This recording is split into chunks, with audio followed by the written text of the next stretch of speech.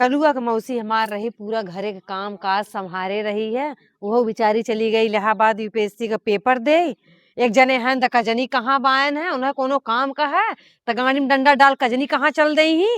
कहे लकड़ी लिया कौड़ा मौड़ा बारत वो नहीं सुने जाई कुल हम ही करे बरे। बहन हमार रही एक काम हमें छुए नहीं देत रही है। चली लिया एक बार और ले आगी होगी। अरे मोरी माई रे हवा तो एकदम जीरा एकदम पगलवाई ले बा। हाँ सही में। और का अच्छा अच्छा। की बोला ते हरिया। रुको जरा सबर करो। जीजा हाँ हमरे तोहरे बीच में ना बहुत दूरी दिखाता बहिन। इनकर यूपीएससी की पढ़ाई माई की यहाँ होता है। इन नदी गाड़ू कहाँ है कि हम जाता है फलाने की जगह। अरे तो पगली इतना तो सटा है अब कितना आई। अरे थई बेगवा मोरिये ना फेंक पावत है।